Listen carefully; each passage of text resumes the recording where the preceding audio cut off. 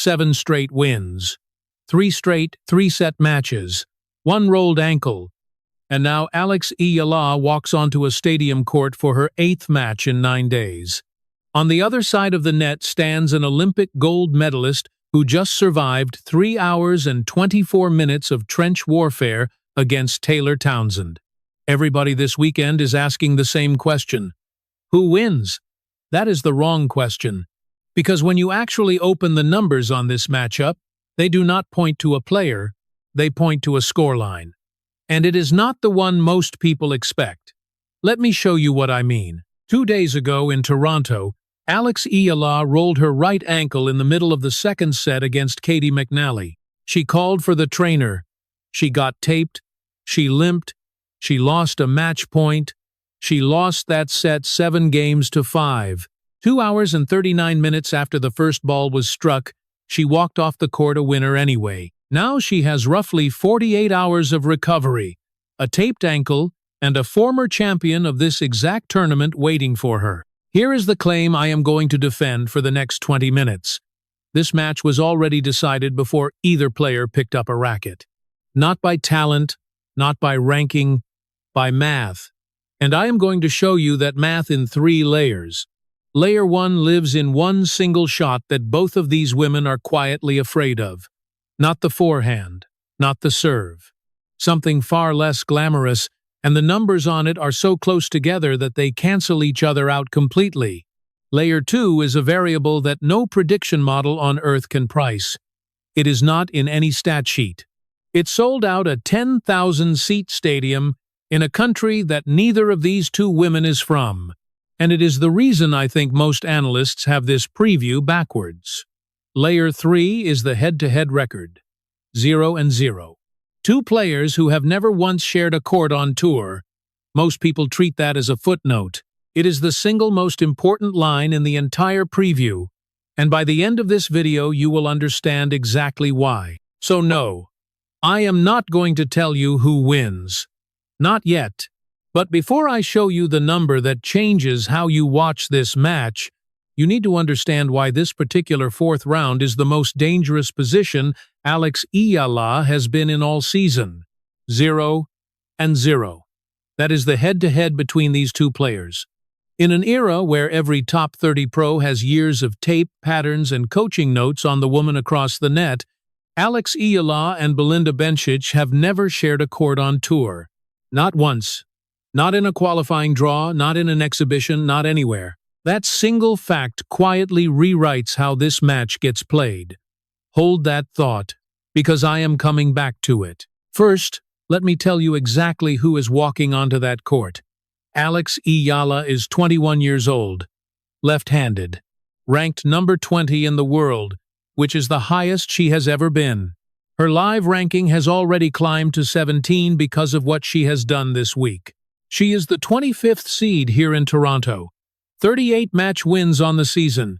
10 days ago in Washington, D.C., she beat the world number 3, Jessica Pegula, in a final. First WTA Tour title of her career. 4-6, 6-4, 6-love. That last set is not a typo. She has not lost a match on North American hard courts this summer. 7-0. Now the other side. Belinda Bencic is 29. 12th seed here, ranked 14th in the world. She won this exact tournament in 2015, which means she has already stood on this trophy stand once. She has an Olympic gold medal from Tokyo. She was ranked number 4 in the world at her peak. 20 career titles. Do the quick comparison. Eala has 8 titles across all levels. Bencic has 20 at tour level. Eala has been inside the top 20 for 6 days. Bencic has been inside the top 20 for the better part of a decade. On paper, this is a young player with momentum walking into a veteran with a resume roughly twice her size. So why do I keep saying the numbers point somewhere else? Because of what is actually at stake. And because of that 0-0, here is the stake. If Eala wins this match, she reaches a WTA 1000 quarterfinal, which would match the best result of her entire season, a quarterfinal run in Dubai back in February. And waiting for her in that quarterfinal is the winner of Elena Korneva and Coco Gauff. Yes, that Coco Gauff. The same player who ended her Dubai run. If Bencic wins, she gets her deepest run at this tournament since 2022 and a very real path back toward the top 10. Neither of these women can afford a slow start. And that is exactly the problem, because with a 0-0 head-to-head, a slow start is almost guaranteed. Think about what it actually means to face someone for the first time. There is no book, no pattern to exploit on the big points, no memory of what she does at 30-40. Both players have watched video, sure, but video does not tell you how a ball feels off the strings, how heavy the topspin sits, how early the lefty serve slides out wide when the pressure climbs. It is two fighters who have never boxed each other. Round one is not about winning round one. Round one is about reading the other person, which means the first 4 games of this match are going to look nothing like the last 4. Breaks of serve early are not signals. They are noise. Both of these players will be recalibrating in real time, and whoever finishes recalibrating first takes control of the entire afternoon. That is the lens I want you watching this match through. Not who is better, who adapts faster. And if that idea just made you look at this matchup differently, do me one favor before we go deeper. Tell me in the comments which player you think adapts faster to an unfamiliar opponent, the 21-year-old or the veteran. I am asking seriously, because the answer to that question is where this entire preview gets interesting, and I want to see how many of you land where the data lands. So if neither of them has a book on the other, what do the numbers actually know? That is where the first layer opens up, and it lives in the one shot both of these players are quietly terrified of. Here is the number nobody put on screen this week. Over the last 6 months, Eala has won 42.32% of the points behind her second serve. Belinda Bencic has won 38.83% behind hers. Read that as a headline, and it looks simple. Advantage, Eala. She is the more solid one when her first serve does not land, which in a tight match is the shot that decides everything. Except, flip that exact same statistic around and look at what happens on the return side. Against second serves, Bencic wins 49.17% of points. Eala wins 47.32%, so Eala holds her second serve better than Bencic does, and Bencic attacks second serves better than Eala does. Those two facts do not add up to an advantage. They add up to a lock. Think about what that actually produces on court. Eala serves at 30-30, misses the first ball, and puts a second serve into a return position that is statistically the best part of the Bencic game. Bencic swings. Eala digs it out, because digging it out is statistically the best part of her game. And then that point goes another 8 shots. Multiply that by 12 service games. What you get is not a clean, quick, straight sets tennis match. What you get is deuce, then advantage, then deuce again. Long games, broken serves in both directions, and a scoreboard that refuses to run away from anybody. Now here is the mini question I want sitting in the back of your head for the rest of this video. If both of these players are that evenly matched on the most fragile shot in tennis, who wins the points that actually matter? Hold that, because there is a second number underneath it, and this one is stranger. Over their entire careers, across every match, every surface, every level, Eala has won 52% of the total points she has played. Belinda Bencic has won 52% of the total points she has played. Different generations, different countries, different games entirely. One left-handed and aggressive, one right-handed and clinical. Tens of thousands of points each, and they arrive at the same number. That is the kind of coincidence that makes analysts uncomfortable, because it removes the easy answer. You cannot say one of them is simply better. Over a long enough sample, they are identical. So we go looking for the tiebreaker somewhere else. And the obvious place to look is the first serve return, where there actually is a gap. Eala returns first serves at 30.97%. Bencic sits at 28.91%. Small edge to Eala. which suggests she gets more traction early in return games when the server lands a big first ball and expects a free point. Good. That is a real edge. Except it points us right back into the same trap, because a return game that Eala can pressure early is also a return game that Bencic can hold late with the exact serve pattern that Eala returns worst. Every road leads back to the same place. Let me put a real match on the table instead of a spreadsheet, because this is where it stops being theory. Friday night in Toronto. Third round. Eala against Katie McNally, a player who had just taken out the reigning Wimbledon champion Linda Noskova in the round before. Eala takes the first set 6-3, clean, 12 winners to 5. She is dictating from the baseline. She is reading the McNally second serve, and the stadium is deafening. Second set. Eala rolls her ankle. Trainer comes out, tape goes on, she keeps playing, and then she breaks anyway, and she gets to 5-4, serving for the match. One hold. That is all that stood between her and a straight sets win. She did not get it. McNally broke her, then won 3 games in a row, and took that set 7-5. Now look back at the second serve numbers I just gave you and tell me that is a coincidence. The single most probable failure point in the Eala game, under maximum pressure, with a compromised ankle, against a player whose whole identity is chaos on return. The statistics predicted the exact game where it would go wrong. And it went wrong there. So here is the second mini question. If that is what happens against the world number 70, what happens against the world number 14? I want to be fair here because there is a counter number and it is a big one. In recent form, Alex Eala has saved 53.17% of the break points she has faced. Sit with that. She is not a player who avoids danger. She is a player who lives inside it and comes out the other side more than half the time. 3 matches in a row in Toronto, she has been dragged into a deciding set. 3 times she has won it. That is not luck. That is a specific skill, and it does not show up in a preview graphic. But it also does not solve our problem, because Bencic just did the same thing. She lost the first set tiebreak against Taylor Townsend, won the second set tiebreak, and closed out the third. 3 hours and 24 minutes. One of the longest matches on the WTA Tour all season. So the serve numbers cancel out. The return numbers cancel out.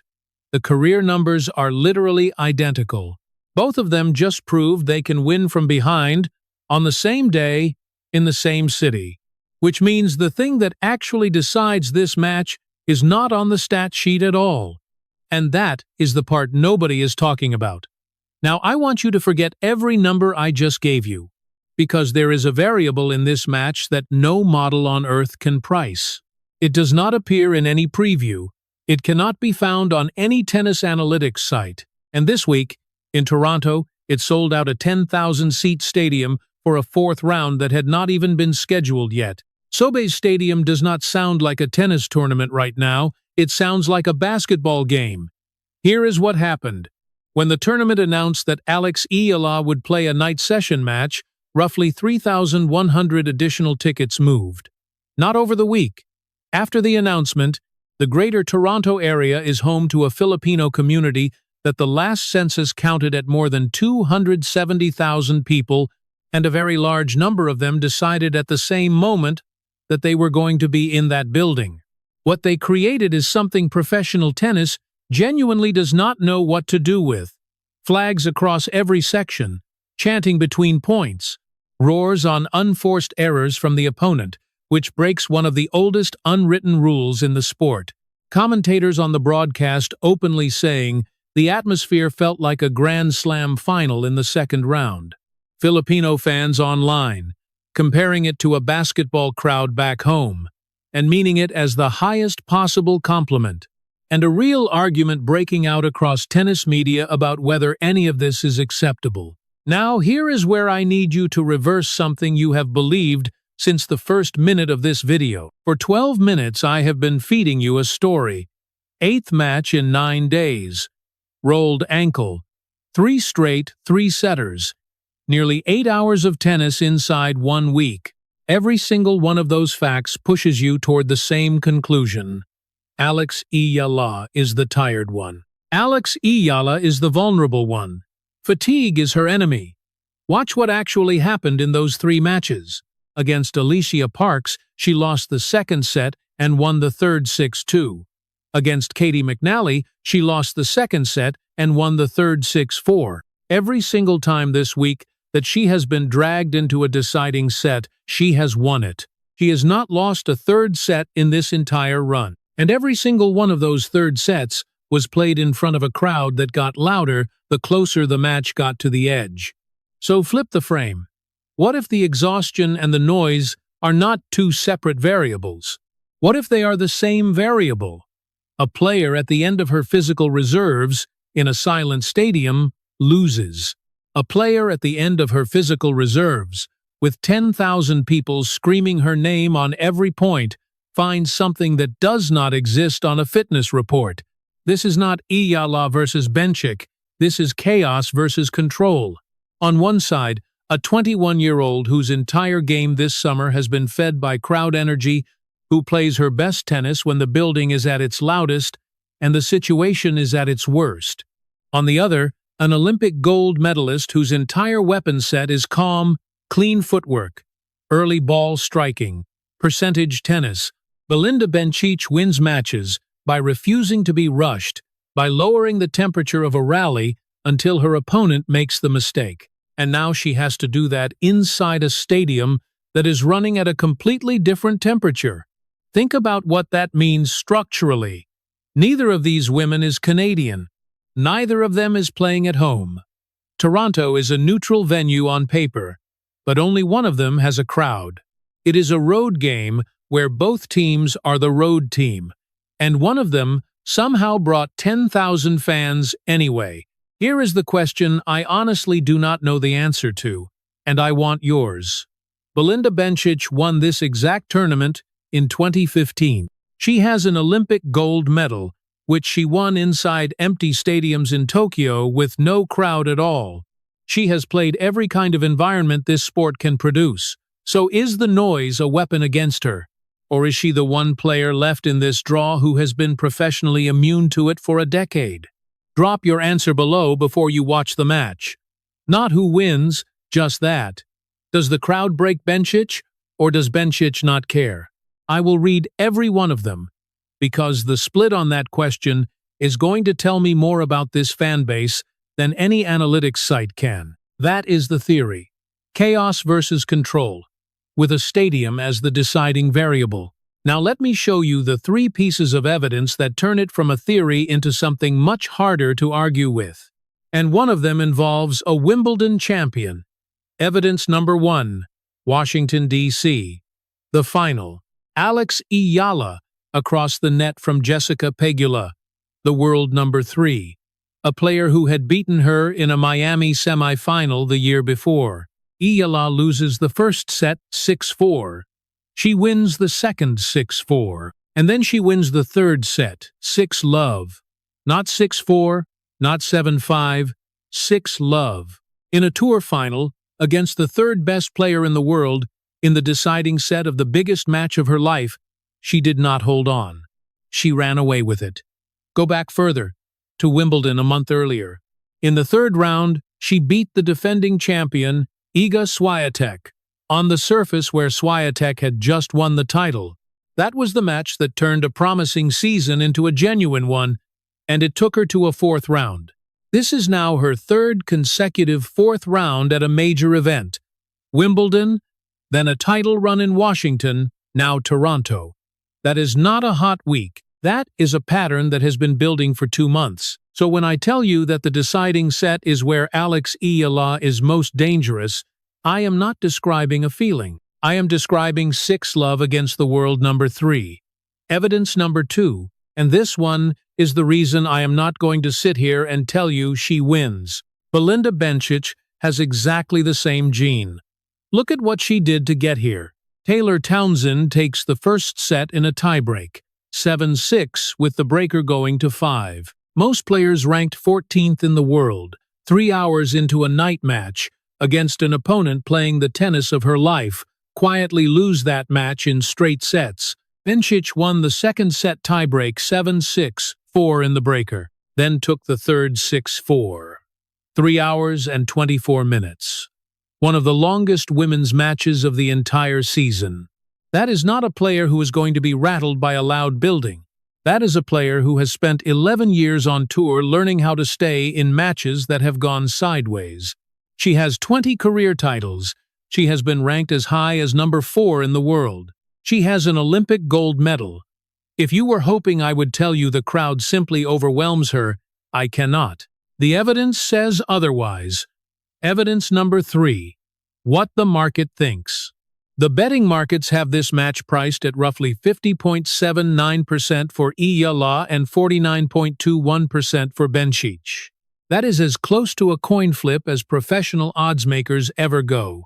And the models are leaning toward one specific side bet. Over 2.5 sets, every independent source, the serve statistics, the career point percentages, the form lines, and the money, all converge on the same conclusion. This goes 3. Now let me close the loop I opened at the very start of this video. I told you the numbers do not point to a player, they point to a scoreline. This is what I meant. 2 players who have won the identical 52% of career points. 2 players who both just survived 3-set battles on the same day. 2 players who have never met, which means neither can shortcut the reading process. 2 players whose second serve numbers cancel each other out to nothing. There is no clean path to a straight sets result anywhere in that data. And now, for those of you who have stayed this long, here is the thing I have not seen a single preview mention this week. The real opponent in this match is not Belinda Bencic. It is the clock. Add it up. 3 consecutive 3-set matches. 2 hours 39 against McNally alone. Nearly 8 hours of competitive tennis inside 1 week, and that is only singles. She also played doubles in this tournament alongside Venus Williams, which added another match and another warm-up and another set of legs on hard court before that ankle rolled. Here is the threshold. For the first 90 minutes, youth win. 21-year-old legs recover between points faster than 29-year-old legs. Full stop. Past the 2-hour mark. That flips. Accumulated load stops being a number on a schedule and starts being a physical fact, and a taped ankle that was fine in the first set stops being fine. Meanwhile, Bencic, at 29, has spent a decade learning how to manage exactly that kind of match. She just played a 3.5-hour one and won it. So here is my actual read, and I am putting it on record before the first ball. 3 sets. And the outcome comes down to one specific thing. Whoever is still holding their second serve after the 90-minute mark wins this tennis match. Which brings us to the part that goes way beyond 1/4 round in Toronto. Here is what this match is actually worth. Win it, and Alex Eala matches the best WTA 1000 result of her season, a quarterfinal. And she very likely runs straight back into Coco Gauff, the woman who ended her run in Dubai in February. Same stage, same round, 8 months of improvement in between. That is not a rematch. That is a measuring stick. Look at the wider board too. She is already sitting at a career best position in the race for the WTA finals, higher than she has ever been at this point in a season. 8 spots go to Riyadh at the end of the year. 6 months ago, putting a Filipino player in that conversation would have been a joke. It is not a joke anymore, and the US Open is 3 weeks away. But the biggest thing happening here is not on the scoreboard at all. Tennis has spent this week arguing with itself about a crowd, about whether cheering between points is disrespect or evolution, about whether the sport should teach these new fans the old rules, or whether the old rules were only ever a habit and not a law. That argument is not really about noise. It is about who gets to belong in this sport. Alex Eala has pulled an entire country and an entire diaspora into professional tennis, most of them watching their first live match ever, and the tour now has to decide whether that is a problem to manage or the best thing that has happened to it in 20 years. I know where I land on that. You might not, and that is fine. because the question I actually cannot answer is the one that gets asked on Monday. 6 months ago, everybody was debating whether Eala belonged in the top 20. She answered that. She is ranked 20th in the world with a live ranking of 17th, and a win here pushes her further. So ask it again after this match. Not whether she belongs in the top 20. How far away is the top 10? Because if she beats an Olympic gold medalist on tired legs and a taped ankle in front of 10,000 people, that stops being a hypothetical and starts being a timeline. Here is what I want from you. Give me your third set prediction in the comments. Not the winner, the actual score of the third set, because we all agree by now that there is going to be one. 6-4, 7-5, 7-6. Put a number on it. And subscribe, because I am breaking this match down within hours of the final point, going through whether the second serve theory held up, whether the crowd broke Bencic, and whether the clock got her. If you are going to spend 20 minutes on the preview, you are going to want the answer. I will see you after the match.